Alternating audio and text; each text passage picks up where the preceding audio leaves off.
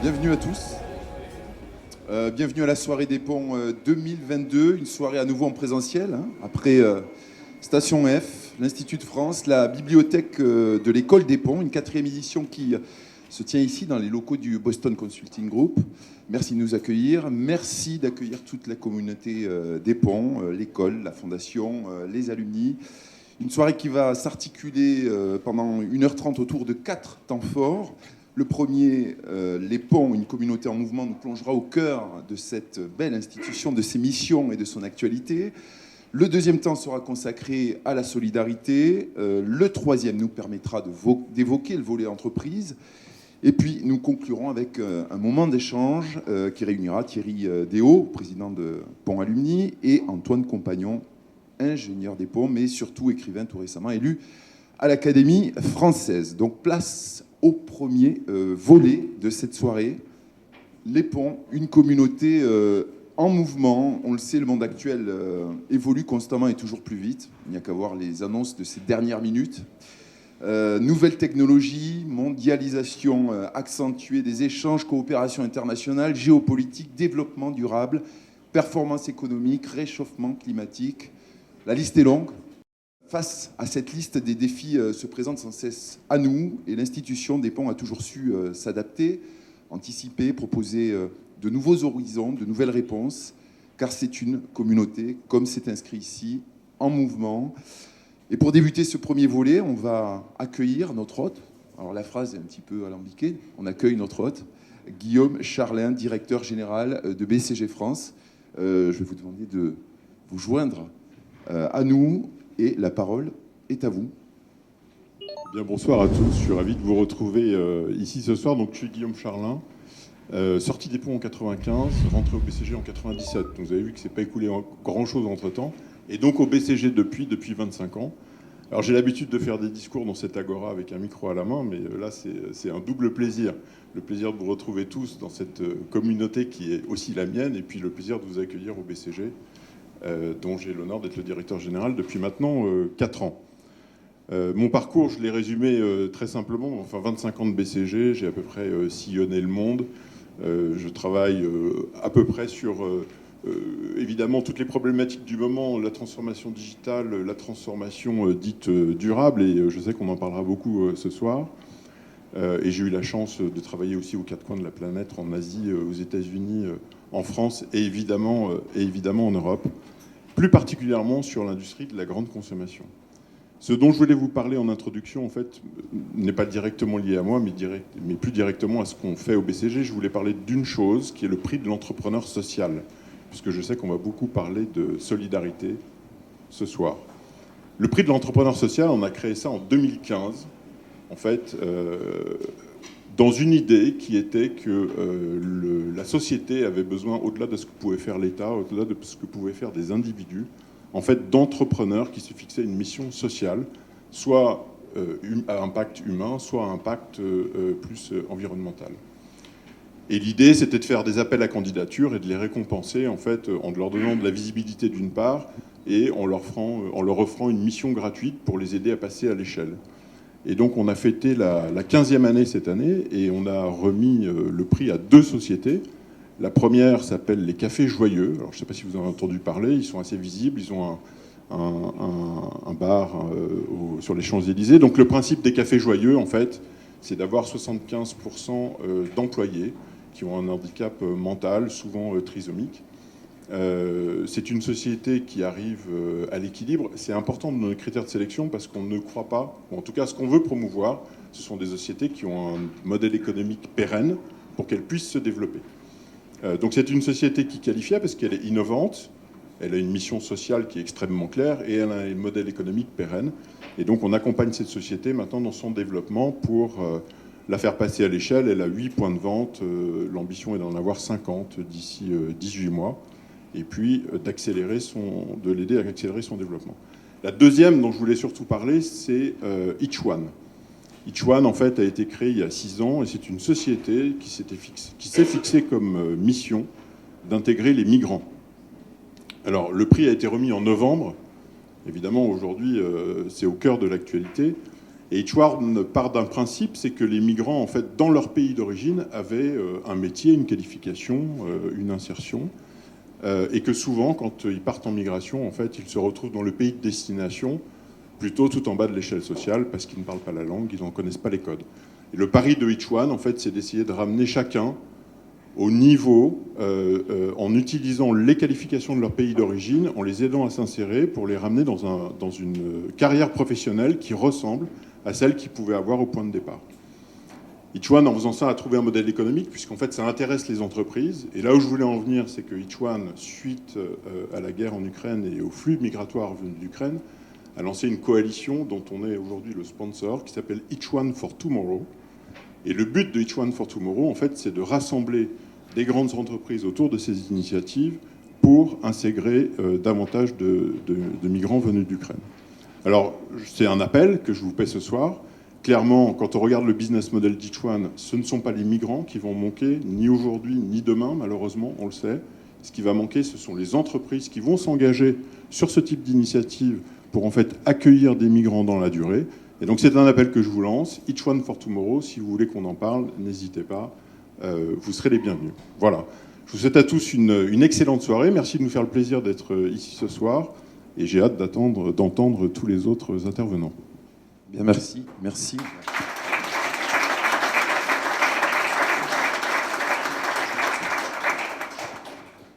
Et nous allons être immédiatement rejoints par Sophie Mougard, directrice de l'école des ponts ParisTech. Cette soirée, c'est l'opportunité d'avoir des nouvelles de l'école, oui, et votre éclairage sur les défis qui l'attendent. Je voudrais d'abord remercier la Fondation et Ponts Alumni de nous donner cette possibilité chaque année de vous donner un peu quelques nouvelles de notre école. Et je crois que pour l'école, c'est particulièrement important à un moment donné où on a validé un choix stratégique majeur avec la signature du contrat d'objectifs avec la précédente ministre de la Transition écologique, Barbara Pompili. Ce choix stratégique, c'est de rejoindre l'Institut Polytechnique de Paris. L'Institut Polytechnique de Paris, c'est un regroupement sur le plateau de Saclay qui réunit 5 écoles aujourd'hui, donc bientôt 6, que sont l'IX, l'ENSAE, les Télécoms Sud Paris, Télécom Paris et l'ENSTA. En gros, quelques chiffres, c'est 8000 étudiants, c'est 1000 chercheurs, à peu près autant de doctorants. C'est vraiment de la recherche d'excellence. Et je reviendrai peut-être un tout petit peu après, au titre des différents défis, sur pourquoi l'école a fait ce choix. Mais ce qui me paraît important, si on parle des défis, c'est peut-être de dire d'abord qu'on a été, vous le savez, on a eu l'occasion d'échanger là-dessus, particulièrement impacté ces 2 dernières années. Pour une école, la crise Covid, c'est quand même redoutable. Et je crois vraiment qu'il faut vous indiquer que l'ensemble des acteurs de ce qu'on appelle notre écosystème s'est mobilisé. C'est vrai des équipes d'encadrement de l'école, c'est vrai des enseignants, c'est vrai des personnels fonction support, c'est vrai des étudiants aussi qui ont fait preuve d'une grande résilience.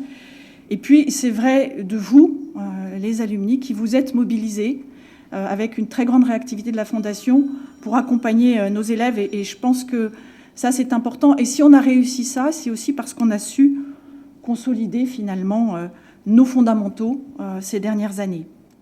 Alors, un élément qui me paraît important aujourd'hui, dans le contexte dans lequel s'inscrit l'école, c'est évidemment l'urgence climatique. Nous avions, l'année dernière, en distanciel, mais nous avions Céline Guivarch, membre du Haut Conseil pour le climat, qui était il y a encore quelques jours reçue par le président de la République pour lui parler de cette urgence climatique. Le dernier rapport du GIEC l'illustre. Voilà, je crois que vraiment, cette urgence, elle souligne particulièrement la première mission de l'école auprès des étudiants, auprès des chercheurs, auprès du corps social. Nous devons former celles et ceux qui, demain, apportent des solutions. Et puis, nous devons nous-mêmes prendre notre part aux solutions à travers la recherche, à travers l'avancée des connaissances qui est produite par les 12 laboratoires de l'école et les innovations que nous pourrons valoriser. Et enfin, et ce n'est pas le plus simple, je dois dire que en la matière, les cordonniers ne sont pas les mieux chaussés. Notre bâtiment est emblématique de ce qu'il ne faut pas faire en termes d'efficacité énergétique. En tout cas, en tant qu'établissement, nous devons aussi être attentifs à notre empreinte écologique dans l'exercice de nos missions, être plus respectueux de cet environnement, et nous devons être vraiment résolument inscrits dans le développement durable. Le développement durable, ça va au-delà de la transition écologique lorsque l'on prend en compte la dimension sociale. Qu'en est-il pour l'école, justement ? Je crois vraiment, et c'est pour ça que nous parlons d'ailleurs à l'école plus de développement durable que de transition écologique, parce qu'on a bien vu, quand on ne prend pas en compte la dimension sociale sur un certain nombre de politiques publiques, on se prend le mur. Donc, et je crois que la responsabilité sociale de l'école, elle est majeure en ce qu'elle concerne l'inclusion, l'ouverture sur le monde, en poursuivant ce que notre école a initié depuis son origine. Développer l'inclusion en capitalisant sur ce qui se passe en amont. On peut toujours mettre des quotas, mais c'est quand même un aveu d'échec. L'enjeu pour nous, il est qu'il y ait plus d'ouverture sociale dans les classes prépa, qu'on recrée des classes prépa étoiles en province, qu'on ouvre des internats toute l'année. On ne les ferme pas le week-end, sinon pour les boursiers c'est compliqué. Et puis surtout, on va démarcher en amont, dans les lycées, les jeunes, pour qu'il n'y ait pas d'autocensure, voire même d'ignorance de l'existant même de classes prépa et de ce que c'est que le métier d'ingénieur. Et c'est pour ça que nous mobilisons les étudiants de l'École des Ponts pour les cordées de la réussite. L'enjeu, c'est d'accroître le nombre d'élèves boursiers, même si on n'est pas l'école la moins bien lotie en la matière. Mais dès qu'ils auront choisi ces classes prépa scientifiques, ils pourront ensuite réussir à l'école.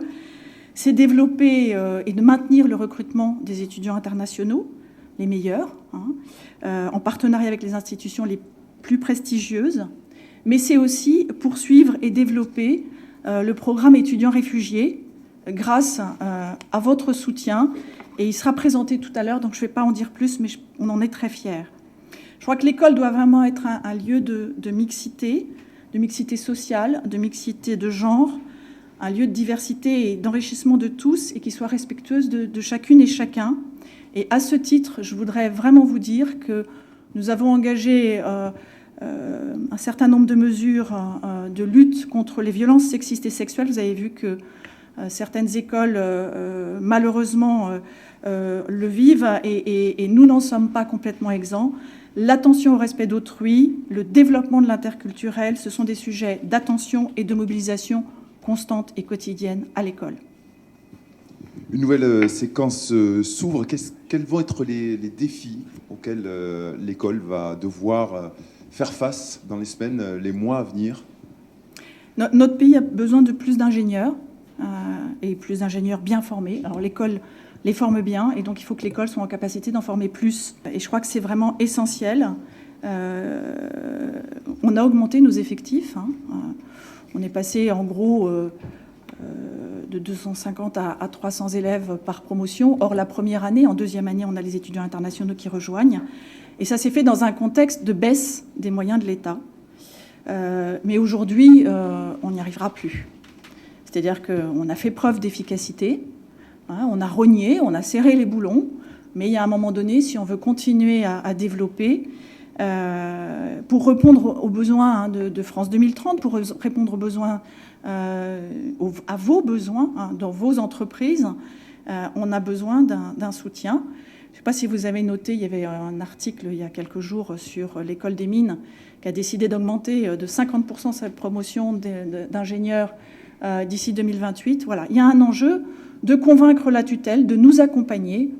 Et j'ai coutume de dire, en nous donnant des moyens pour enseigner, on fait d'une pierre trois coups. On a des enseignants, on a des chercheurs, et ces chercheurs peuvent développer de la recherche partenariale qui nous rapporte des ressources pour continuer notre développement.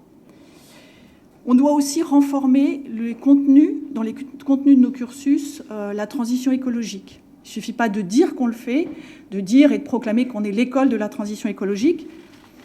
L'école avait une dizaine d'années d'avance, avec un référentiel de compétences qui imprègne l'ensemble de nos modules de formation. Ce référentiel, il sert aujourd'hui de modèle, quelque part, à d'autres écoles. Le groupe INP, avec l'accompagnement du Shift Project, a retenu notre référentiel. Mais aujourd'hui, je crois qu'il faut qu'on garde ce temps d'avance. Il faut qu'on renforce cette formation avec des modules qui sont un tronc commun, la marque commune de l'ensemble des ingénieurs de l'école, quel que soit le département d'approfondissement qu'ils auront choisi. Et puis, nous aurons à ouvrir d'autres modules de formation, d'autres cursus de formation. Vous savez qu'on a ouvert il y a peu un master transition énergétique et territoire, où Thierry le sait bien, dans le département SEGF, une 3e année sur la finance verte. Je crois que voilà, ce sont les plus récents que je peux citer, mais il y a vraiment un gros enjeu. Et puis l'école s'est mobilisée sur la formation des ingénieurs des ponts, des eaux et des forêts, puisque vous savez qu'il y a l'Institut national du service public qui a succédé à l'ENA, et que l'école est en charge du module sur la transition énergétique que vont suivre tous les hauts fonctionnaires de l'État. Et je crois qu'il faut qu'on puisse capitaliser sur notre savoir-faire pour développer la formation continue des cadres de haut niveau de la fonction publique, parce que voilà, il y a différentes générations, elles sont plus ou moins sensibilisées, et puis plus largement pour répondre à tous les besoins des entreprises en formation continue, avec l'appui de notre filiale Pont PFC, Pont Formation Conseil. Et je crois qu'on a clarifié le qui fait quoi, on est bien articulé. PFC a renoué avec l'équilibre, avec une vraie résilience, même s'ils ont été méchamment impactés par la crise Covid, c'est très vite remonté. Donc voilà, ça montre bien que voilà, on est solide. Et puis on a des formations continues longues de type master spécialisé. Et je crois que j'évoquais tout à l'heure l'Institut Polytechnique de Paris, mutualiser avec ses partenaires pour créer des masters spécialisés, ce sera, je crois, une belle opportunité. Vous évoquiez la formation des ingénieurs, le manque d'ingénieurs en France, mais il n'y a pas que la France qui est confrontée à ce problème. Comment s'inscrit justement l'école des ponts dans cette dimension internationale ? Je crois que ça fait vraiment partie de l'ADN de l'école, d'avoir voulu se positionner à l'international avec un des tout premiers accords avec une université chinoise, Tongji, et puis historiquement avec l'université polytechnique de Madrid. Et je voudrais indiquer qu'il y a 2 dimensions. Il y a une première dimension qui est, alors j'espère que ça ne virera pas à l'institutionnel, mais en tout cas une structuration d'alliance d'universités européennes. Et l'école fait partie, il n'y en a que 41 aujourd'hui, fait partie d'une des 41 universités européennes qui s'appelle ELISA, avec notre partenaire historique, l'Université Polytechnique de Madrid. Il y a au total 9 universités et établissements d'excellence. Et nous travaillons à déployer un diplôme européen d'ingénieur sur les questions, notamment de la ville durable. À l'international, on a vu la résistance. On aurait pu penser que très vite, on perdait notre attractivité pour les étudiants internationaux. Ça n'est pas le cas. Et je crois que le dispositif d'accueil, de parrainage, mais aussi de réactivité pour les bourses qui les ont accompagnés et la mobilisation de l'ensemble des équipes de l'école qui nous permet d'avoir 3 étoiles sur le label Campus France, on fait on tient, on résiste. Alors, il faut continuer à investir, travailler pour attirer les meilleurs. Là aussi, l'Institut Polytechnique de Paris, ce sera pour nous une capacité d'attractivité supplémentaire des meilleurs étudiants. Et puis, nous essayons de participer au rayonnement de notre pays à l'international et d'accompagner les besoins des entreprises. Et je donnerai 2 exemples. En Afrique, nous avons un partenariat avec l'Université Mohamed VI Polytechnique qui nous permet de déployer une formation qui est similaire à celle que nous déployons pour les ingénieurs des ponts et des eaux et des forêts, sur l'action publique. Et nous avons un master professionnel avec l'INPHB, l'Institut national polytechnique Houphouët-Boigny, master qui accompagne le projet du Grand Abidjan. Et je crois que ce qui est intéressant, c'est que ce sont des partenariats où ce n'est pas l'école qui se projette, compris par sa taille, elle pourrait pas, ce serait très très consommateur de moyens et d'énergie que nous n'avons pas. On passe dans ce qu'on appelle en mauvais français du capacity building avec nos partenaires, ce qui nous permet aussi, nous, d'apprendre quand on doit expliquer à d'autres comment on fait. Je pense qu'on apprend aussi beaucoup sur ses propres pratiques. Toujours dans le cadre international, chaque année, les enseignements, les établissements d'enseignement du monde entier sont évalués, classés. Il y a une très très forte compétition. Comment l'école se positionne-t-elle? Alors là, je suis ravie de vous dire que nous avons gagné 58 places dans le domaine. Je parle du classement QS. Hein. Shanghai, on oublie, on est beaucoup trop petit. Okay, éventuellement Shanghai by subject, encore que. Mais il y a 2 classements qui sont faits pour les établissements. On rivalise avec de très gros, mais c'est le classement THE et QS. Nous avons gagné 58 places dans le domaine Engineering and Technology. Nous sommes le premier établissement français en génie civil. Nous sommes dans le top 51-100 mondial là-dessus. Nous avons gagné 100 places en Environmental Sciences et 250 places en Computer Science and Information Systems.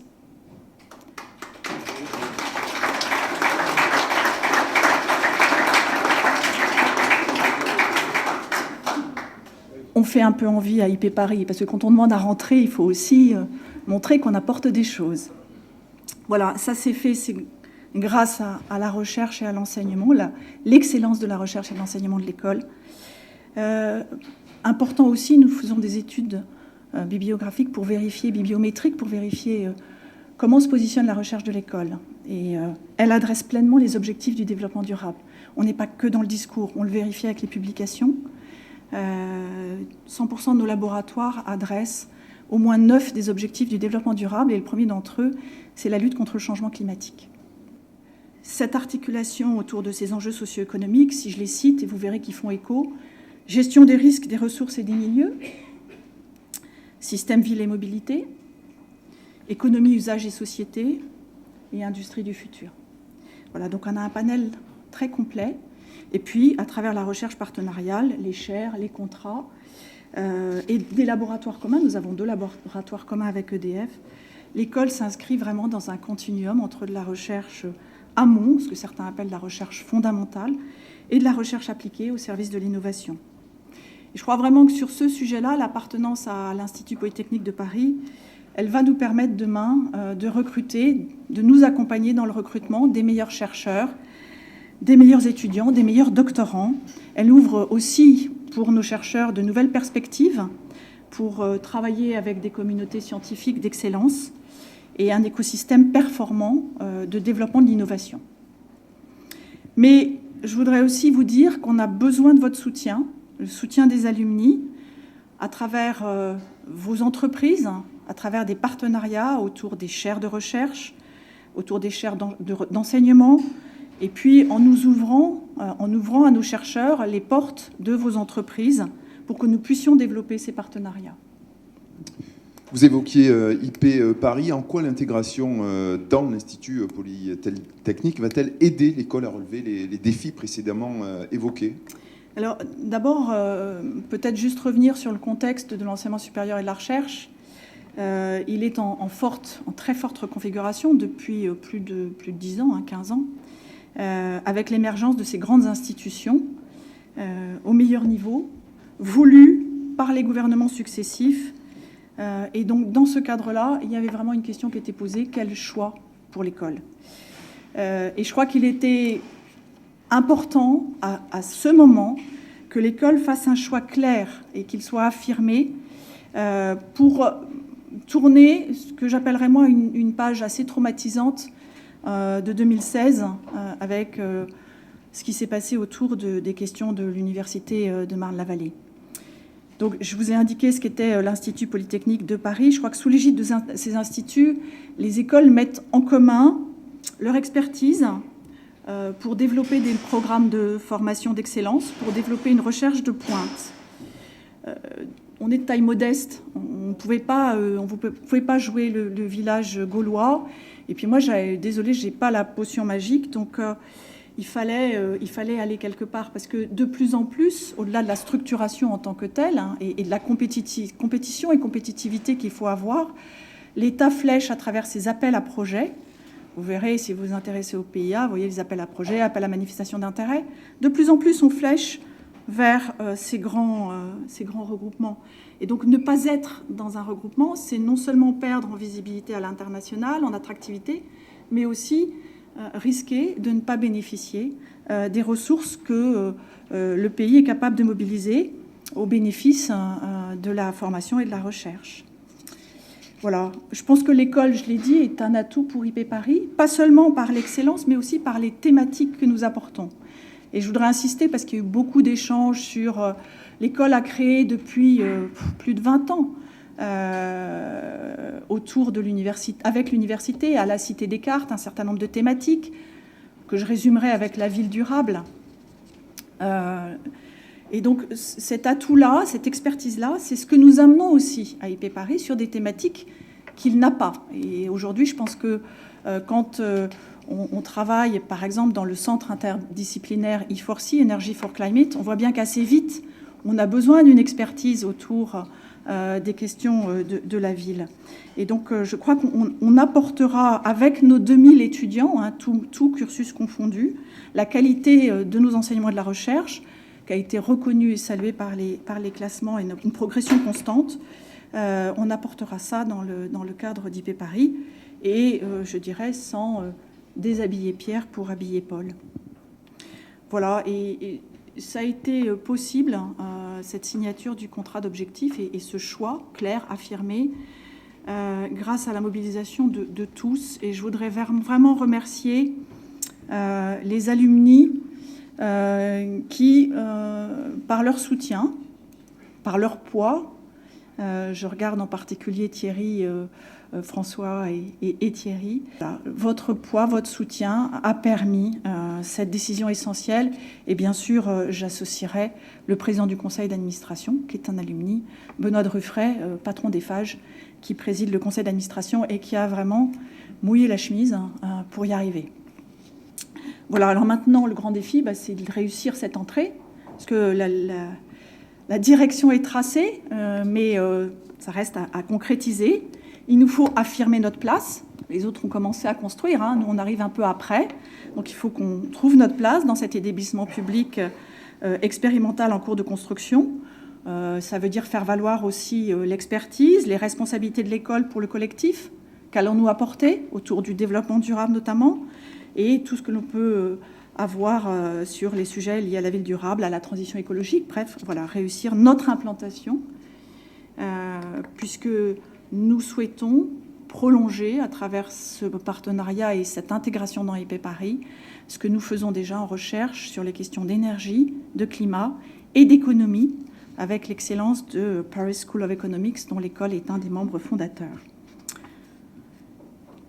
Et puis, dans le même temps, on continuera à capitaliser sur le partenariat de longue date que nous avons avec nos partenaires de Paris-Est sur le champ de la ville durable. Je vais finir par un dernier chantier, et là, je parle d'un vrai chantier, au premier sens du terme, la construction d'un bâtiment de l'école à Saclay. Il n'est pas question de déménager l'école, je le dis tout de suite, parce que chaque fois on parle de bâtiment tout de suite, est-ce que c'est... Voilà. Non. Ne serait-ce que pour des raisons budgétaires. Je rappelle le modèle de la plupart des écoles qui se sont installées sur le plateau de Saclay. Pour ceux qui se poseraient la question, c'est assez simple. On vend l'immobilier qui a beaucoup de valeur dans Paris, et puis après, on s'installe là où c'est beaucoup moins cher, et il reste que le delta à payer. Delta qui n'est pas en général zéro, parce que les écoles profitent pour s'agrandir. Nous, le problème, c'est que la valorisation du site historique de l'école, elle est faite. Elle n'a pas été faite au profit de l'école, elle a été faite au profit de ce qu'est maintenant l'université de Marne-la-Vallée. Donc voilà, on fera avec.